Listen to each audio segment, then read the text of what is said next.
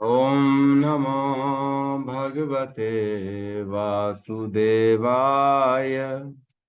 ॐ नमो भगवते वासुदेवाय।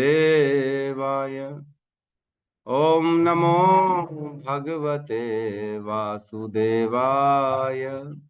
यस्वानुभावम् अखिलं श्रुतिसारमेकम् आध्यात्मदीपम् अतितीर्षितां तमवन्धम् संसारिणां करुणया पुराणगुह्यम् तं व्याससूनम् उपयामि गुरुं मुनीनाम्। नारायणं नमस्कृत्य नरं चैव नरोत्तमं देवीं सरस्वतीं व्यासं ततो जयमुदीरये।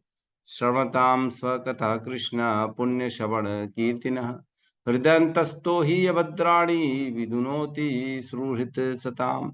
नष्टप्रायेषु अभद्रेषु नित्यं भागवत सेवया भगवती उत्तम श्लोके भक्तिर्भवति नैष्टिकी। कृष्णाय वासुदेवाय देवकी नंदनाय च नंद गोप कुमाराय गोविंदाय नमो नमः। जय श्री कृष्ण चैतन्य प्रभु नित्यानंद श्री अद्वैत गदाधर श्रीवासादि गौर भक्त वृंद। हरे कृष्णा कृष्णा कृष्णा हरे हरे, हरे राम राम राम हरे हरे।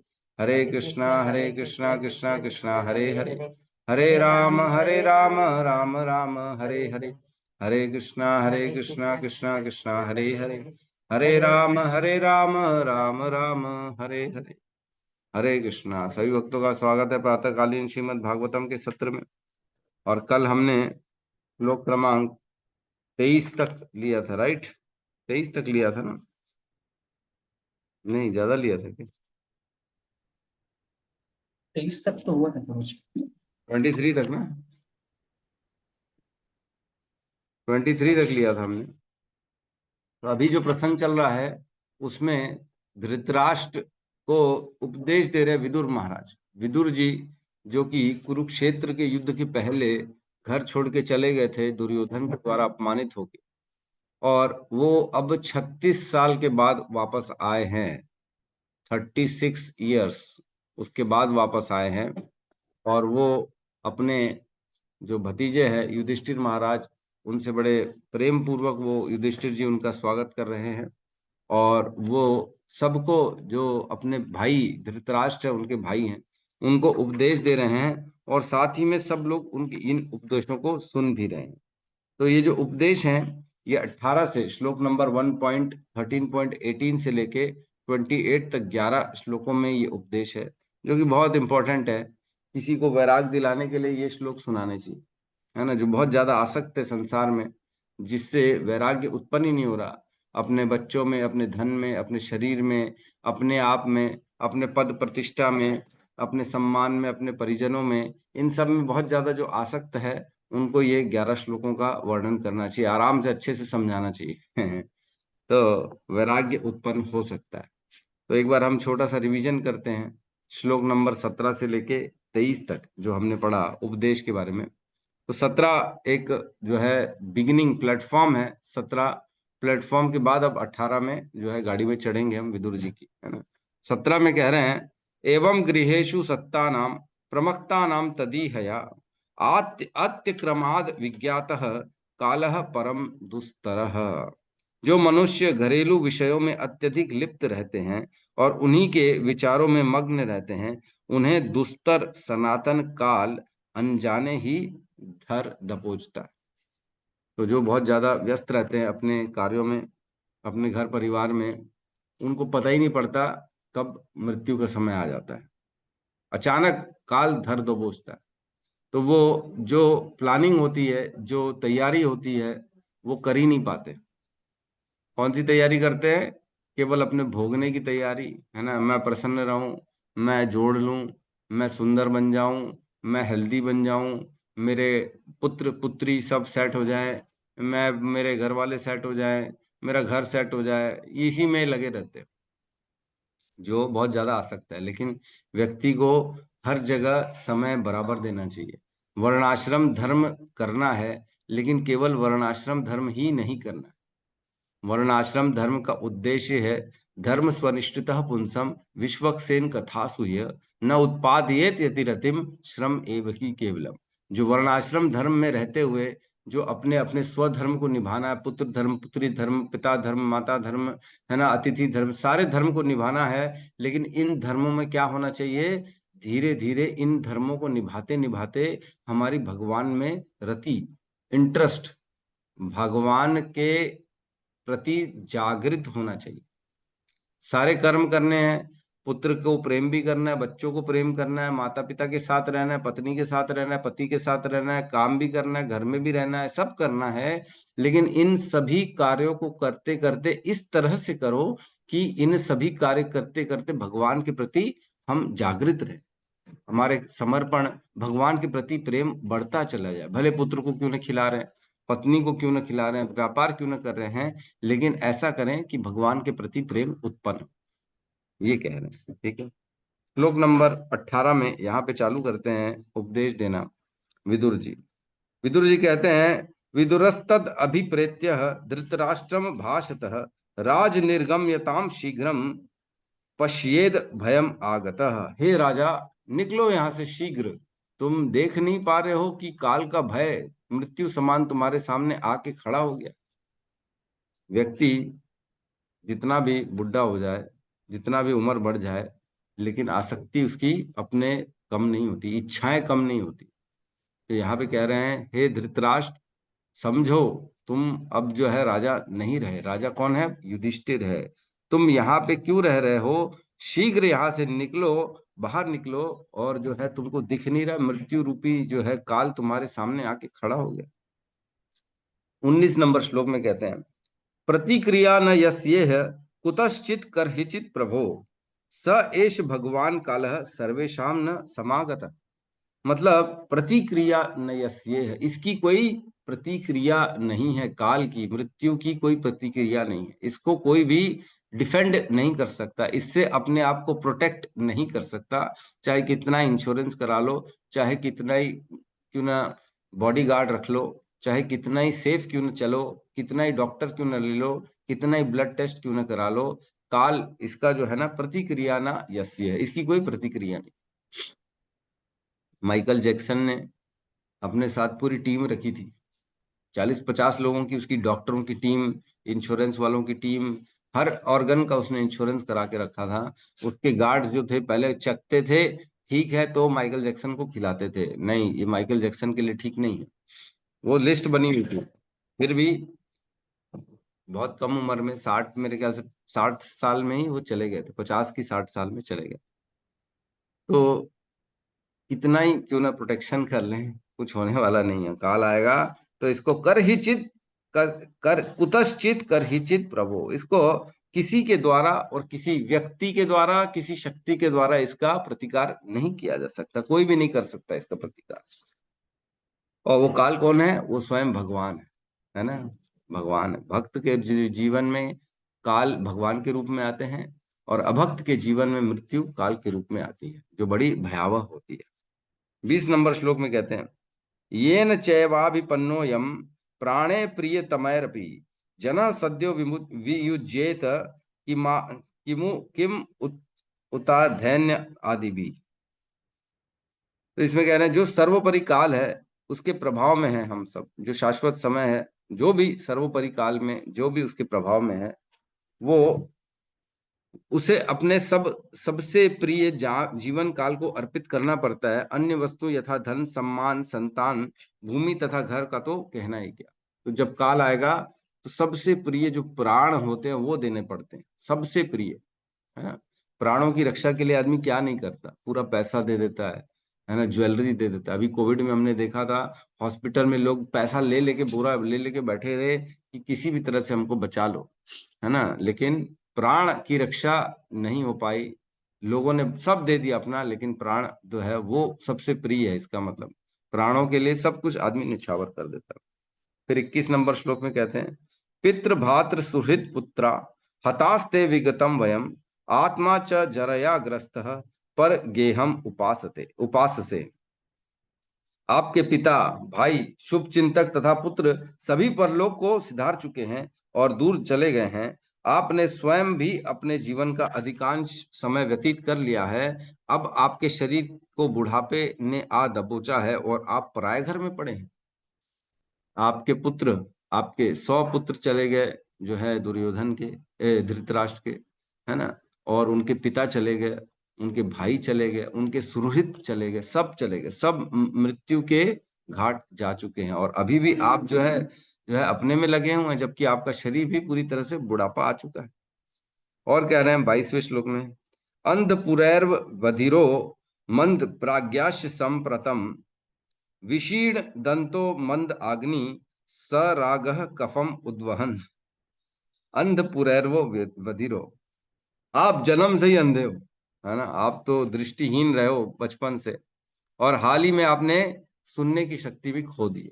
अब आपको ऊंचा सुनाई देता है ना। आपकी स्मृति अल्प हो गई है, आप याद भी नहीं कर पा रहे हो, और आपकी बुद्धि मंद हो गई है। आपको जो है बुद्धि विचलित हो गई, अब आपको अकल नहीं रही, सठिया गए हो आप। और आपके दांत भी हिल चुके हैं, और आप जो लीवर है यकृत, वो भी आपका खराब हो चुका है। और आप जो कफ निकाल रहे हो वो आवाज कर करके निकालते हो, है ना। स राग कफ कफम उद्वहन, कल हमने चर्चा करी थी। स राग, राग आवाज के साथ आप कफ निकाल रहे हो। आपका शरीर कुल मिला के पूरी तरह से जो है ढीला पड़ गया। फिर 23 नंबर श्लोक में कह रहे हैं, अहो मह्यसी जंतो जीविताशा यथा भवान भीम अपवर्जितम पिंडम आदत्ते गृह पालवात। कि हे धृतराष्ट्र, प्राणी में जीवित रहने की देखो कितनी प्रबल इच्छा है, कि वो आप जो है, आपके अंदर इतनी जीने की प्रबल इच्छा है कि आप देख नहीं पा रहे हो। आपको कुत्तों के समान रखा गया है ना। कुत्तों के समान आपको बचा कुचा दे रहे हैं, भीम के द्वारा दिया जा रहा है। आपको जूठन दिया जा रहा है, घरेलू कुत्ते के जैसे रह रहे हैं। तो देखो बहुत बड़े बड़े स्टेटमेंट विदुर जी ने कहा है। तो क्यों कहा है? इसका मतलब ये नहीं है कि विदुर जी अपने भाई की रिस्पेक्ट नहीं करते। वो अपने भाई का बहुत प्रेम करते हैं, धृतराष्ट्र को बहुत प्रेम करते हैं, और वो चाहते हैं कि धृतराष्ट्र का सबसे उच्च, मतलब उसकी जो है गति अच्छी रहे, उनका श्रेय हो, उनका श्रेय हो, उनकी, उनको बहुत अच्छा जो है गति प्राप्त हो। इसलिए उनको लताड़ा जा रहा है। कई बार लोग सोते रहते हैं, उनको समझ में नहीं आता। एक बार एक घर में एक लड़के की शादी हुई, उसके पिता रहते थे, माता चल बसी, खाली पिता रहते थे घर में। लड़के की शादी हुई, नई नई बहू आई, आए दिन लफड़ा होता था। बोले कौन काम करेगा, कौन काम करेगा। लड़की बोलती मैं थोड़ी काम करूंगी, ये बुड्ढे से काम कराओ। तो बुड्ढे बुड्ढा जो था बेचारा थोड़ा बहुत काम कर लेता यथाशक्ति। एक दिन बड़ा उदास होके बाहर बैठा था, रो रहा था घर के बाहर, कि मेरा जीवन क्या हो गया। मैं अपने पुत्र की शादी कराया हूँ, और मेरे से मेरी बहू लड़ रही है, मेरे से काम करा रही है। बाहर बैठे बैठे रो रहा था, तब साधुओं का झुंड निकला एक। वो हरे कृष्णा कृष्णा कृष्णा हरे हरे, हरे राम राम राम हरे हरे, कीर्तन करते करते जा रहे थे। भगवान कृष्ण का कीर्तन करते करते जा रहे थे। उन्होंने देखा, साधु ने, अरे बेचारा वृद्ध आदमी रो रहा है। तो साधु बोले, अरे वृद्ध क्या हो गया, रो क्यों रहे हो, चलो हमारे साथ भगवान के मंदिर चलो, वहां रहो हमारे साथ, क्या तकलीफ है तुमको, घर में दिक्कत है? तो बोले हाँ, थोड़ी बहुत लड़ाई तो होती है हमारी घर में, मैं परेशान रहता हूँ। तो बोले चलो हमारे साथ मंदिर में रहना, वहीं तुमको प्रसाद खिलाएंगे, और वहीं भगवान की भजन करेंगे, मंदिर की सेवा करेंगे, भगवान की विग्रह की सेवा करेंगे। तो वो व्यक्ति बोलता है, मेरे को क्या भिखारी समझ लिए हो क्या? मेरे को भिखारी समझ लियो, मैं तुम लोगों के साथ जाऊंगा? अरे मेरा बेटा है, मैं अपने बेटे के साथ रहूंगा। कहने का अर्थ ये है, आदमी इतना आसक्त रहता है अपने घर वालों से कि वो समझ नहीं पाता। उसको क्या है, अभी भी अभिमान है कि मेरा बेटा है, और वही बहू उससे लड़ रही है तो भी वही बैठा है। तो आदमी जो है लताड़ा जाता है, तब आदमी को अकल आती है कि क्या करना चाहिए।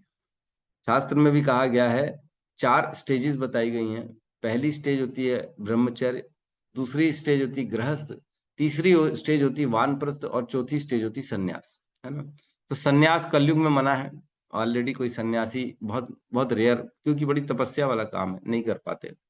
तो हम ब्रह्मचर्य का पालन करना चाहिए शुरू के 20-25 साल, फिर 20-25 साल गृहस्थ होना चाहिए, और उसके बाद जो है ना व्यक्ति को वानप्रस्थ होना चाहिए, अपनी आसक्तियों को काटना चाहिए। अब ठीक है, सब बड़े हो जाते हैं तो सब अपने अपने दिमाग से काम करना चाहते हैं।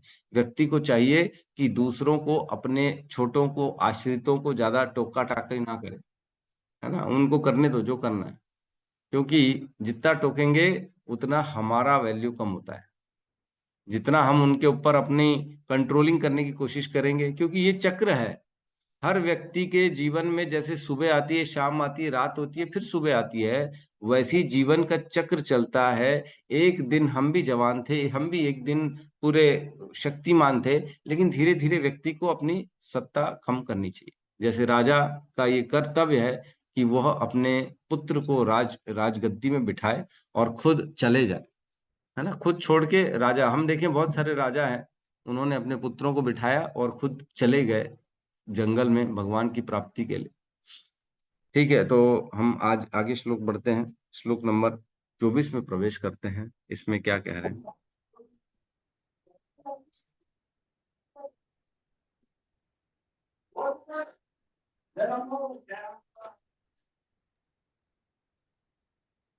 क्लियर है? जी प्रभु जी। श्लोक क्रमांक 24। अग्निर्निस्तृष्टो दत्तस्य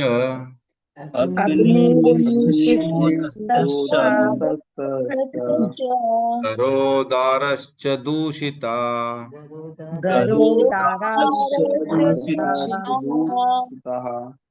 हतं क्षेत्रं धनं येषाम्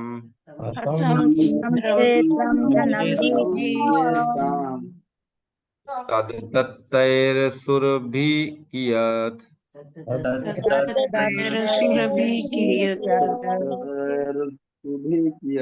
निर्शिष्टो दस्तस्य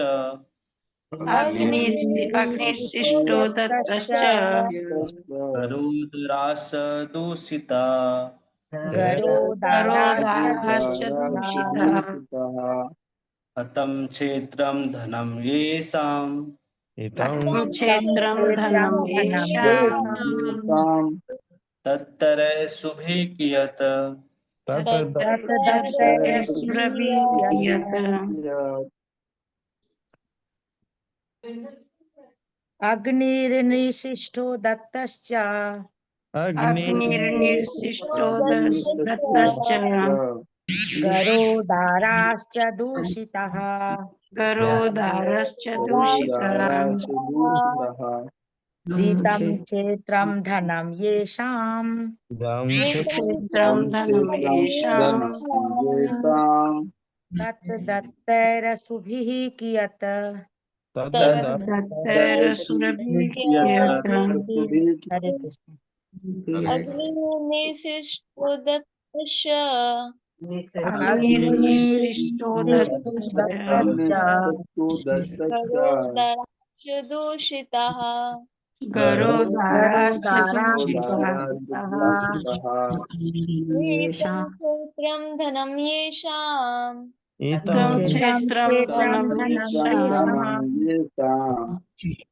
तत्तैरसुभिः कियत्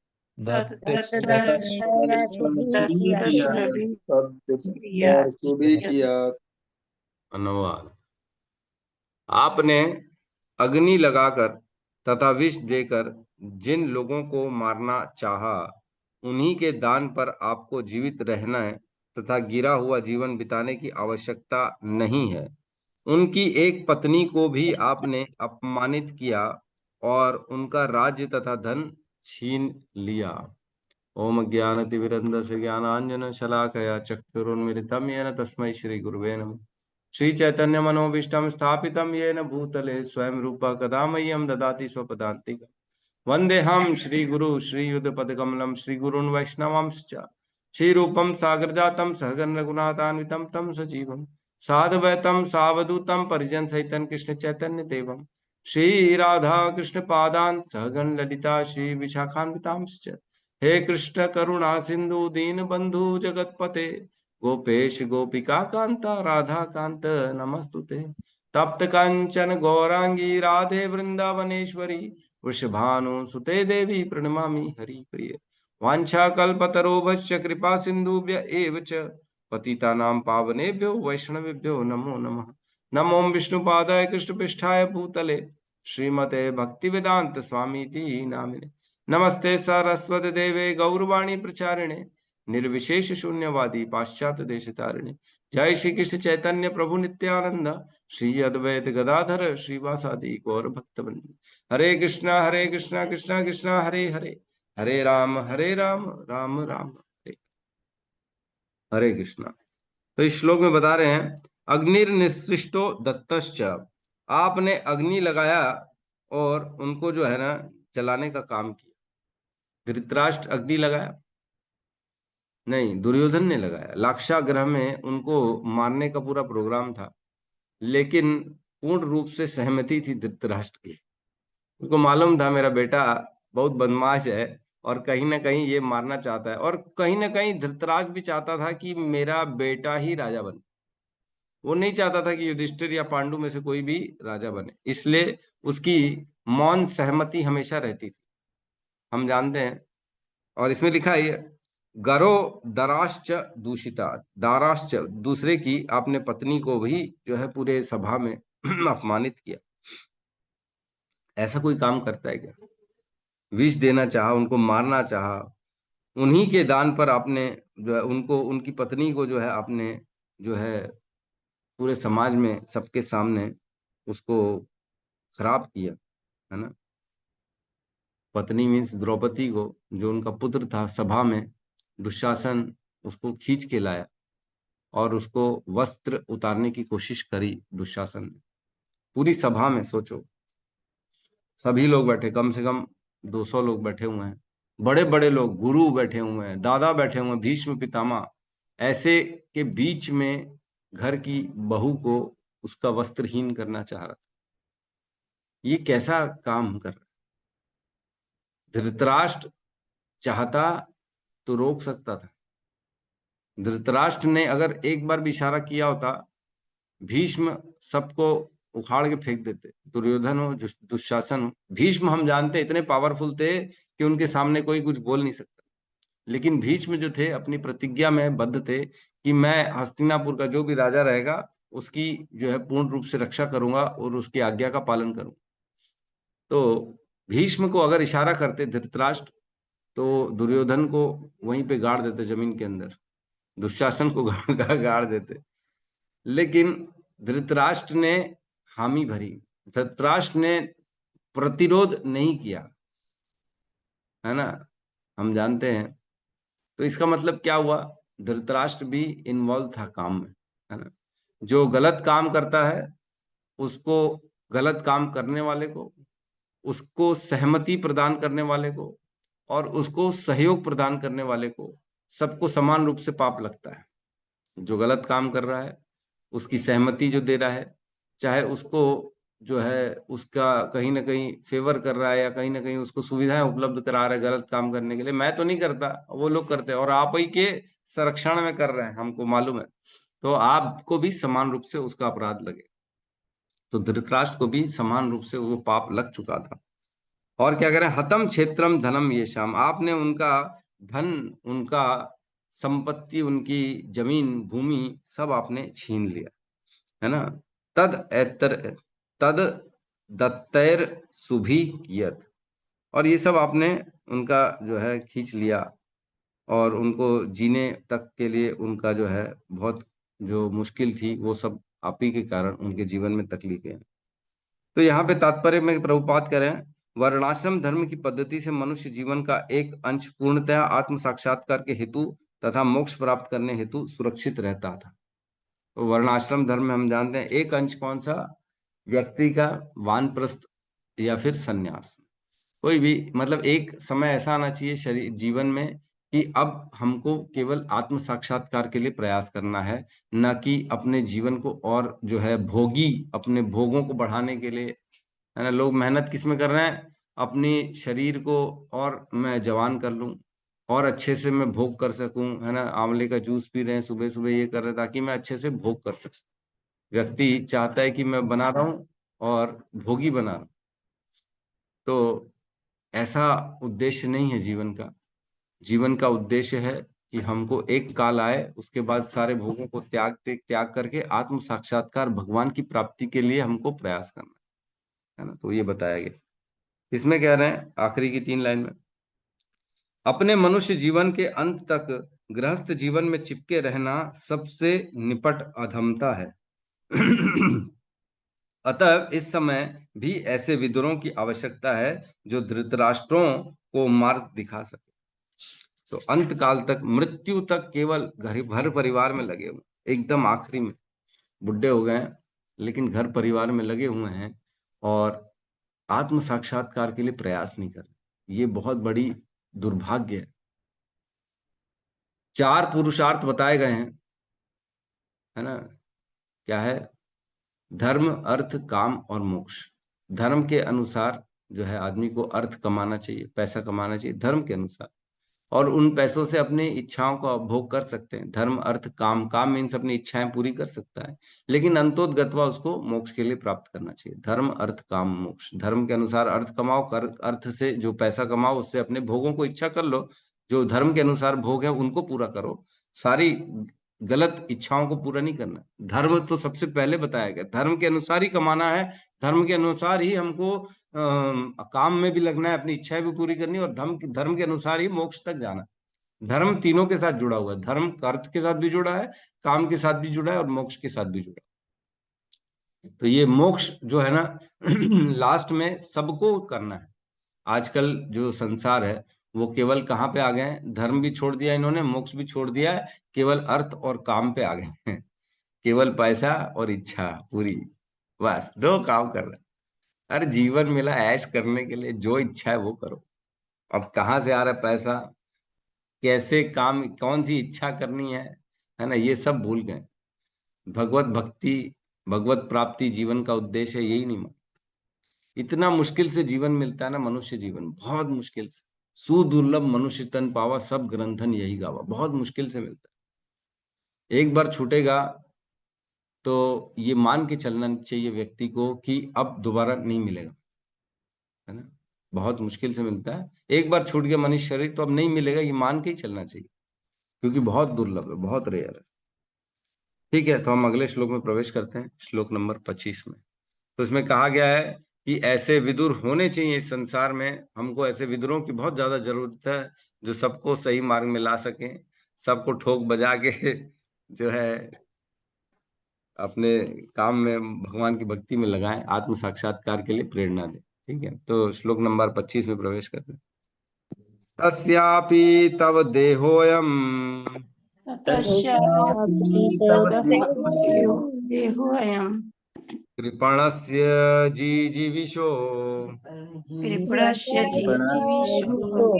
जीविषो पारे तन्य इच्छतो जीर्णो परे जीर्णो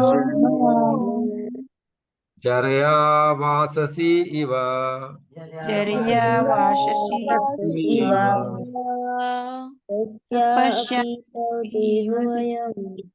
तस्यापि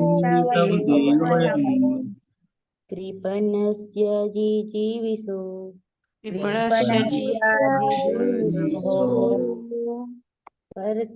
परैतन्य इच्छितो जीर्णो परेतन्य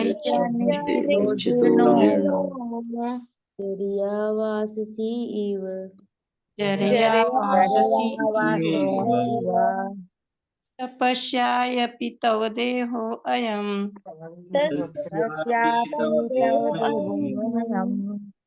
कृपणस्य जीविषो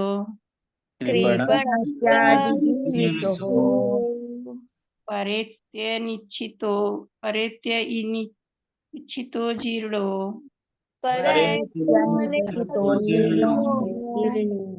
जर्या वाससि इव। हरे कृष्ण। तस्यापि तव देहोऽयं तस्यापि तव देहोऽयं कर्णस्य जिजीविषोः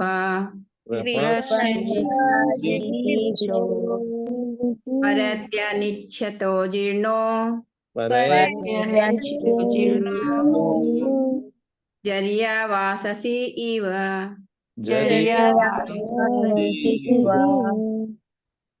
हुआ। मरने हेतु आपकी अनिच्छा होने तथा आत्मसम्मान की बलि देकर जीवित रहने की आपकी इच्छा होने पर भी आपका यह कृपण शरीर निश्चय ही क्षीण होगा तथा पुराने वस्त्र की तरह नष्ट हो जाएगा। तो यहाँ कह रहे हैं तस्यापि तब देहो अयम। तस्यापि मीन्स ये जो प्रकार से आप जी रहे हो ये मैं देख रहा हूँ, है ना। देहो अयम, मैं देख पा रहा हूँ ये जो आप जिस प्रकार से जी रहे हो ना, क्योंकि आप तो अंधे हो।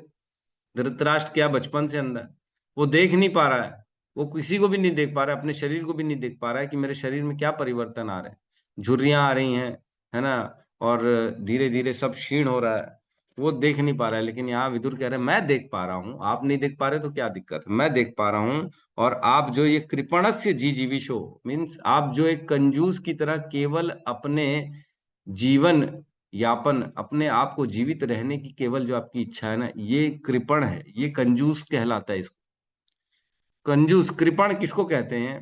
कृपण उसको कहते हैं, सपोज करो कोई धनी व्यक्ति है और वह धन का उपयोग अपने लिए भी नहीं करता, इतना कंजूस है ना।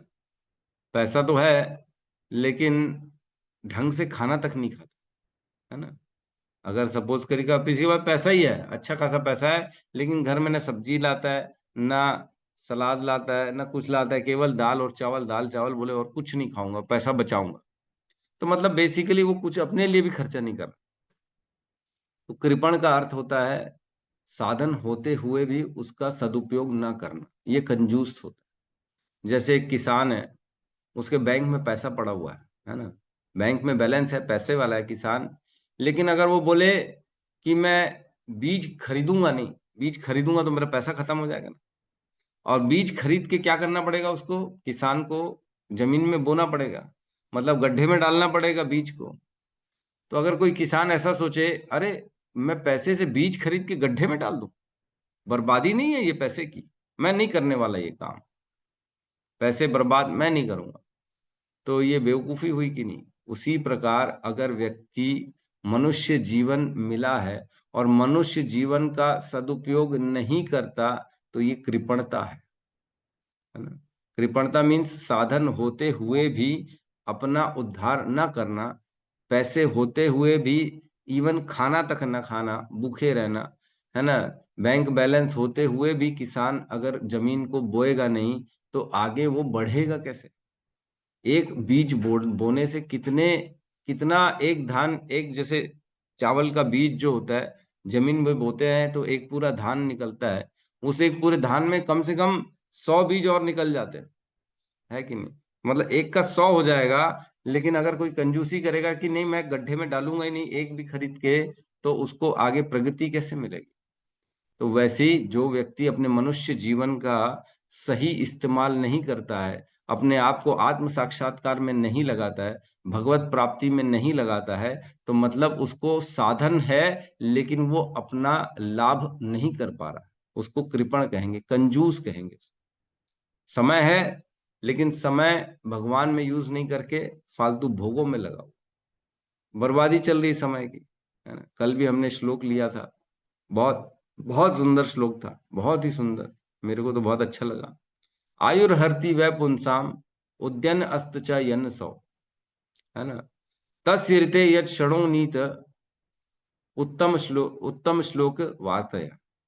हमारी आयु को सूर्य हर रहा है, रोज उदय हो रहा है और अस्त हो रहा है, इससे जीवन के आयु को निकाल रहा है, छीण कर रहा है, खत्म कर रहा है हमारे जीवन से, रोज हर दिन हमारे जीवन से निकल रहा है और हम उस दिन को बर्बाद कर रहे हैं, और सूर्य उदय हो रहा है, अस्त हो रहा है, इस प्रकार हमारी आयु भी खत्म होती जा रही है। लेकिन जो क्षण भगवान के वार्ता या उत्तम श्लोक के वार्ता या जो भी समय हमने कृष्ण की वार्ता में दिया है, वह कोई नष्ट नहीं कर सकता। लिखा है वो नष्ट नहीं होता।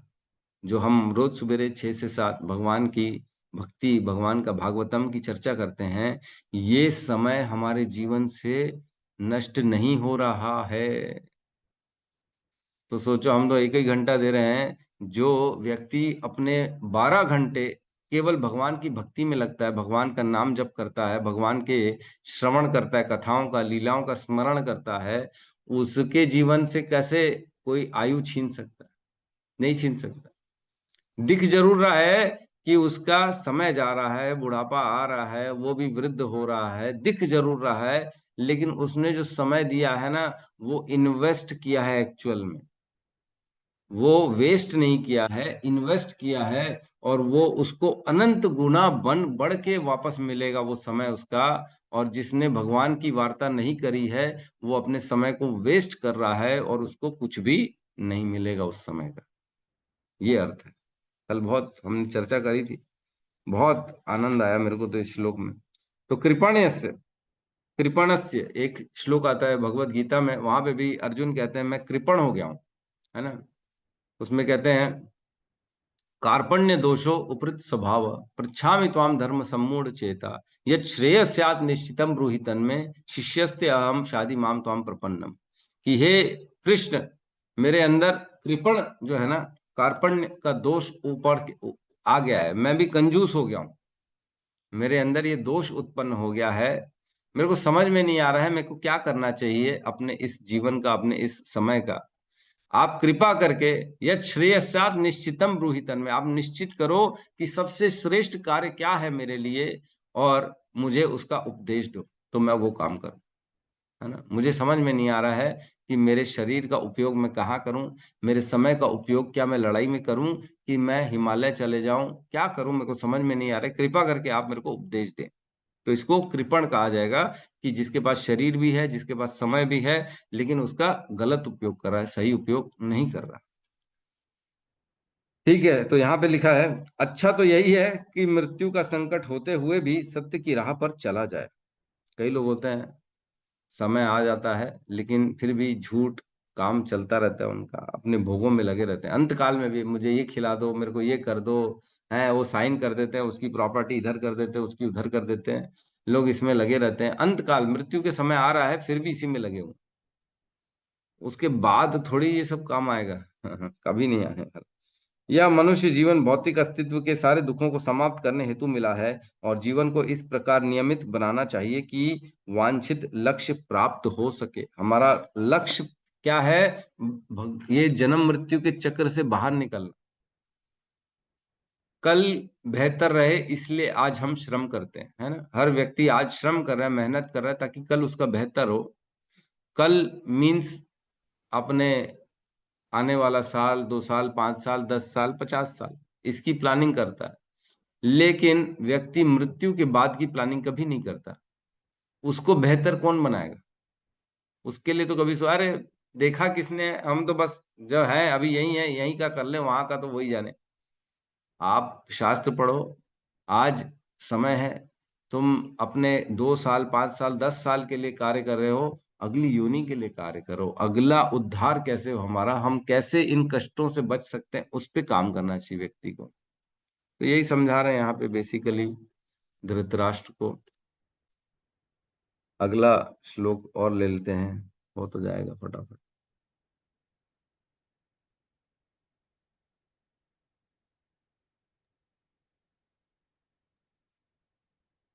छब्बीस नंबर श्लोक। गत स्वार्थम इमं देहम स्वार्थम इमं देहम विरक्तो मुक्त बंधनः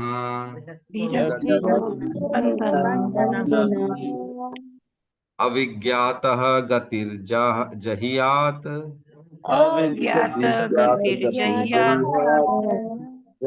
अवैधीर उदाहृत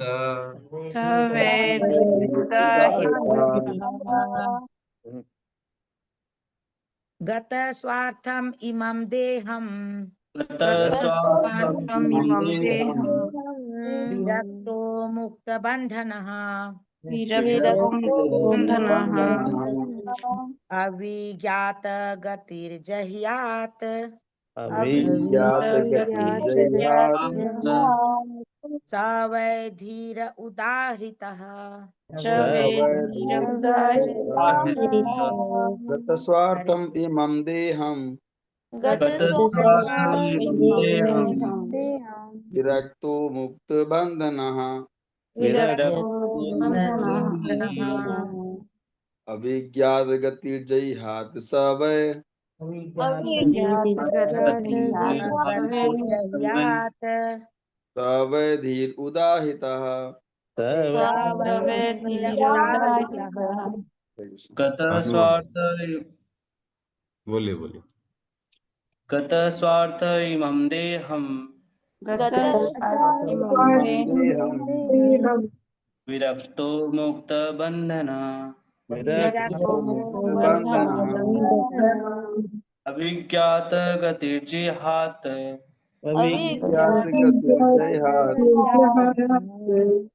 वै धीर उदाहित। अनुवाद। वह धीर कहलाता है जो किसी अज्ञात सुदूर स्थान को चला जाए और जब यह भौतिक शरीर व्यर्थ हो जाए तब समस्त बंधनों से मुक्त होकर अपने शरीर को त्यागता है। अब जो है बता रहे हैं विदुर कि कौन धीर व्यक्ति है, धीरवान।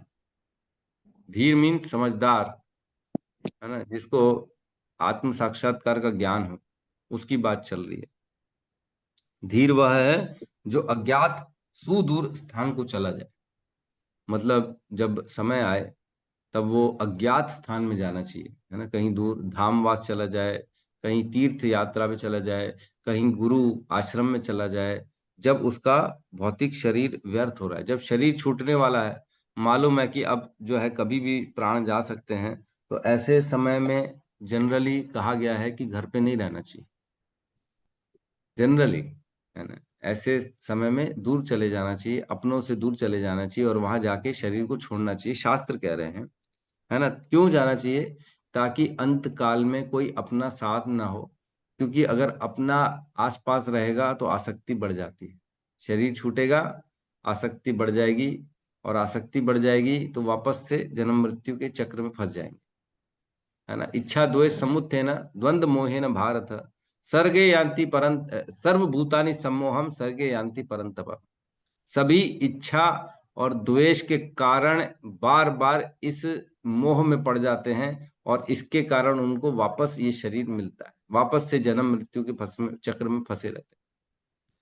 सोचो, एक क्षण अंत काल में अगर हमने इच्छा कर ली, पोते का मुंह दिखा दो, इसका दिखा दो, अरे उसका क्या हुआ, मेरे को अपने घर में रख लो, ये करो वो करो, तो ये इच्छा जो है ना अंत काल वाली, ये वापस से सोचो नए जीवन के लिए ये हमने एक बीज बो दिया, एक और बीज बो दिया, दोबारा से जीवन मिलेगा, दोबारा से एक योनि प्राप्त होगी कर्मों अनुसार, क्योंकि हमने इच्छा करी। भगवान इतने हमारे जो है इतने हमारे लिए करते हैं कि वो इतनी सारी योनियां बना दी हैं, जो तुम इच्छा करो मैं वो योनि तुमको प्रदान करूं, केवल हमारे लिए। सोचो, इतनी सारी योनियां बना के रखे भगवान ने।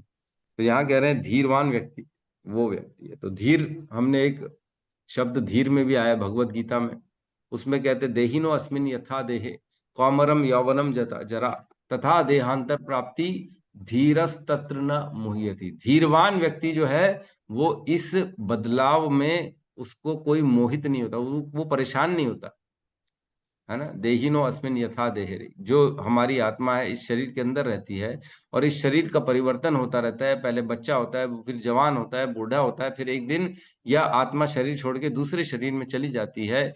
और जो धीरवान व्यक्ति होता है इसे देख के मोहित नहीं होता, वो रोता पीटता नहीं है, उसको मालूम है ये तो यात्रा है, इतनी बार करके आए हैं, इतने शरीर छोड़ के आए हैं, एक और छूट गया तो कौन सा बड़ा भारी काम। लेकिन लोग, जो धीरवान व्यक्ति है, जो धीरवान नहीं है, वो ये नहीं समझता। और एक और जगह धीर का आया है, वाचो वेगम मनसा क्रोध वेगम, है ना, जीवा वेगम उदर उपस्थ वेगम एतान वेगान यो विषहेत धीर, जो धीरवान व्यक्ति है, जिन्होंने इन वेगों को कंट्रोल कर लिया है, वो धीर है। जिन्होंने अपनी इंद्रियों को संयम कर लिया है, वो धीरवान व्यक्ति है। और यहाँ पे किसको कह रहे हैं धीर? एक और तीसरी डेफिनेशन आ गई धीर की, है ना। तो धीर की 3 डेफिनेशन आप लिख सकते हैं कहीं पे, 3 डेफिनेशन जो शास्त्रों के, जो हमको तुरंत याद आ गई। यहाँ पे कहा गया धीरवान व्यक्ति वो है जो अविज्ञात ऐसे स्थान में चला जाए अंत काल में, और वहां जाके अपने बंधनों से मुक्त होकर अपने शरीर को छोड़े, त्यागता है, वो धीरवान व्यक्ति। समस्त बंधनों से मुक्त होकर अपने शरीर को त्यागे, ऐसा व्यक्ति को धीर कहा गया। तो इसमें एक जो है हमारे नरोत्तम दास ठाकुर की एक गीत है, उसका वर्णन है। तो हम उसको कल पढ़ेंगे, या आप सब पढ़ के आ सकते हैं अपने घर में, है ना। अगर आपके पास वैष्णव पदावली है तो, या तो आप प्रभु जी, गौतम प्रभु, ये मैं बता रहा हूँ आपको, है ना, ये गीत है, इसको आप डाल दीजिएगा। मैं आपको बता रहा हूँ 135, है ना।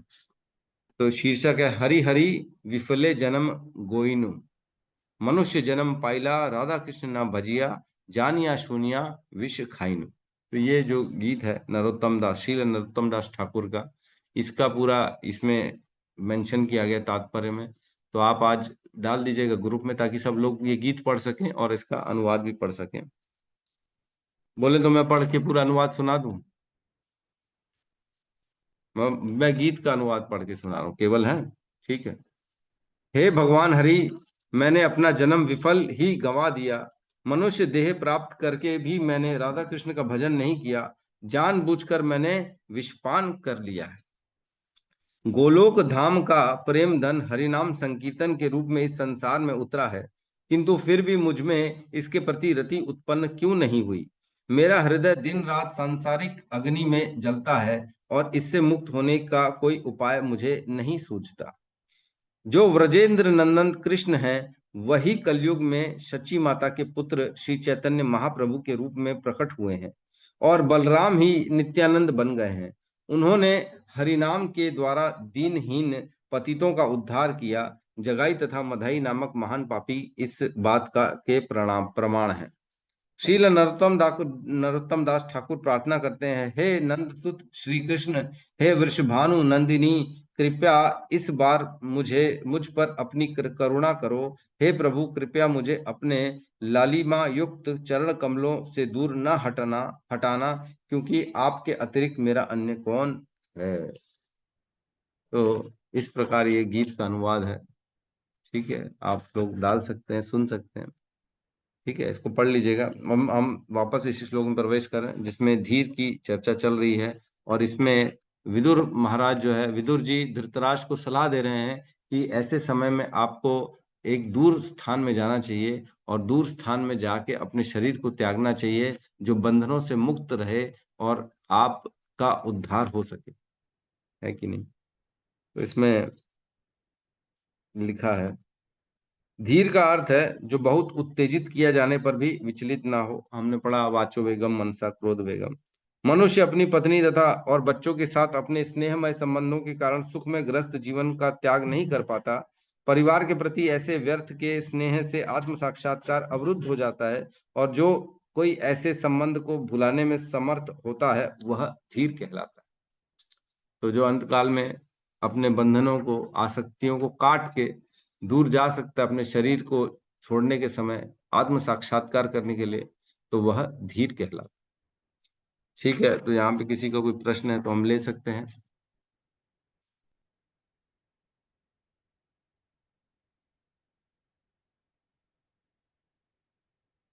आज हम देख पा रहे हैं कुछ नए लोग जुड़े हैं हमारे साथ।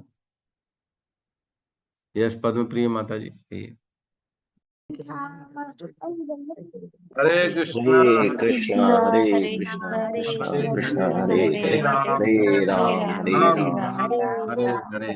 हरे कृष्णा समस्त भक्त कृष्णा वृंद कृष्णा की हरे जय। हरे राम। जगत गुरु शील प्रभुपाद की जय। जय निताई गौर प्रेमानंदे हरि हरि बोल। हरि बोल। हरि हरि बोल, हरि बोल बोल। हरे हरि कृष्णा बोल, प्रभु प्रणाम जी, प्रभु जी, हरे प्रणाम प्रभु जी। प्रणाम। धन्यवाद प्रभु जी, कोटि कोटि हरे आपका। कृष्ण, हरे कृष्ण।